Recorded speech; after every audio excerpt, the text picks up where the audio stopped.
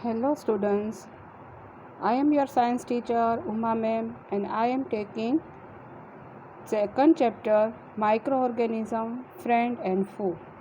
तो माइक्रोऑर्गेनिज्म हमारे किस तरह से मित्र है एंड हमारे दुश्मन है।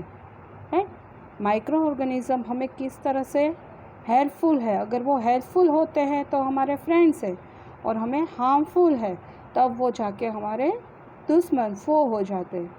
Right? You have seen several kinds of plants and animals. However, there are other living organisms around us which we normally cannot see. हमारे आसपास बहुत सारे प्लांट्स एंड एनिमल्स हैं, राइट, और दूसरे ऑर्गेनिजम्स भी है जिसे हम नॉर्मली नहीं देख सकते, हमारी नेक्ड आई से जिसे हम नहीं देख सकते। These are called micro organism और माइक्रोब्स। तो जिसे हम अपनी नेक्ड मीन्स नरी आँख से जिसे नहीं देख सकते उसे हम माइक्रो ऑर्गेनिजम्स या माइक्रोब्स कहते हैं। For example, you might have observe that during the rainy season moist bread get spoiled and its surface gets covered with greyish white pages.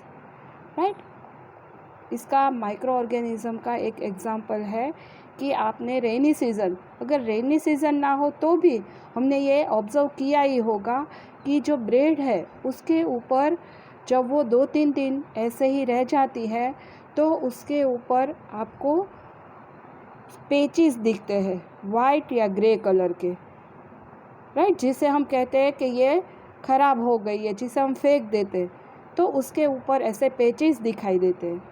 Observe this patches through a magnifying glass, you will see tiny black rounded structure. तो जब इसको आप magnifying glass से या microscope में देखोगे तो उसके ऊपर आपको छोटे छोटे ब्लैक राउंडेड स्ट्रक्चर दिखाई देते हैं जिसे क्या बोलते हैं, spore. Right, do you know what this structures are and where do this come from. तो ये कहाँ से आया और किस तरह से आया। तो वो एटमॉस्फेयर में से ही आता है। वो एक अगर ब्रेड पे ऊपर हो तो वो स्पोर्स है वो फैलते जाते हैं और एक के बाद एक उसकी जो लेयर्स होती है वो पूरी लेयर एक के बाद एक ख़राब होती जाते हैं और उसके ऊपर आपको ऐसे वाइट या ग्रे कलर के पेचेस आप देख सकते हो। Right, next point, micro organisms. Activity 2.1, collect some moist soil from the field in a beaker and add water to it. After the solid particles have settled down, observe a drop of water from the beaker under a microscope. What do you see?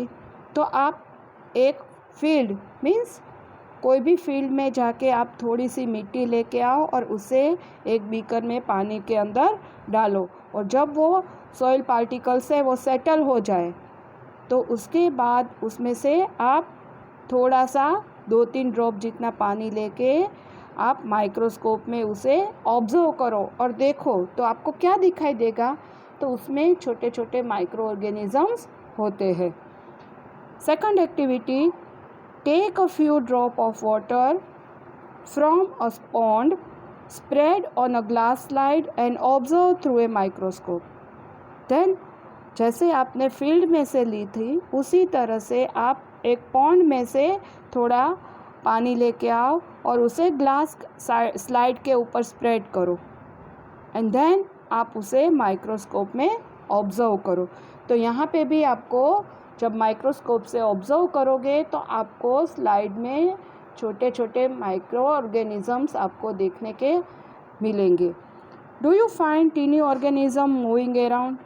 क्या आप उसमें छोटे जो organism है वो आप move करते हुए देख पाते हो। This observation show that water and soil are full of tiny microorganisms. Right, आप ये जो दोनों एक्टिविटी है जो सॉइल एंड वाटर उनकी आपने की तो उसमें आप देख सकते हो कि उसके अंदर कितने सारे ऑर्गेनिजम्स होते हैं। Though not all of them fall into the category of microbes, but इसमें से सभी जो है वो माइक्रोब्स या माइक्रो ऑर्गेनिज्म होते हैं ऐसा नहीं है. These microorganisms or microbes are so small in size that they cannot be seen with unaided eyes. Right, यहाँ से आपका एक क्वेश्चन मिल सकता है कि माइक्रो ऑर्गेनिजम्स या माइक्रोब्स है जिसे आप अपनी अननेक्ड आई से नहीं देख पाते. Some of these, such as the fungus that grow on bread, can be seen with a magnifying glass. तो ब्रेड के ऊपर जो आपने वाइट पेजेस देखे थे उसे हम क्या कहते हैं, ये दूसरा क्वेश्चन होता है जिसे हम फंगस कहते हैं. राइट, ब्रेड के ऊपर जो पेजेस आप देखते हो उसे क्या कहते हैं, तो उसे हम फंगस कहते हैं. तो यहाँ आपका एक और क्वेश्चन मिला जिसे आप मैग्नीफाइंग ग्लास से ऑब्जर्व कर सकते हो. Other can not be seen without the help of A microscopes. That is why these are called microorganisms और microbes. तो जिसे आप अपनी नेक्ड आई से नहीं देख सकते उसे आप माइक्रो ऑर्गेनिजम्स या माइक्रोब्स कहते हो. Microorganisms are classified into 4 major groups. These groups are bacteria, fungi, protozoa and some algae. तो यहाँ पे आपको और एक क्वेश्चन मिला कि माइक्रो ऑर्गेनिज्म को कितने ग्रुप में आप क्लासीफाई कर सकते हो. तो microorganisms are classified into 4 major groups. Right, वो कौन कौन से हैं, तो कि bacteria, fungi, protozoa and algae. Some of this common microorganisms are shown in figure 2.1 to 2.4. तो ये माइक्रो ऑर्गेनिज्म आपको यहाँ पे दिखाई दिए हैं. तो ये देखो बैक्टीरिया है. राइट, ये दोनों बैक्टीरिया है. देन ये फिगर है वो कैलिडोमोनास. तो ये जिसे हम अल्गी कहते हैं. ये है प्रोटोजोआ जिसका एग्जाम्पल है amoeba and paramecium. And fungus जो हमने ब्रेड के ऊपर होती है अभी ही एक्सप्लेन किया, जो ब्रेड मोल्ड में होती है. Right, penicillin. तो इस तरह से यहाँ इन सब की चारों की आपको फिगर दी है.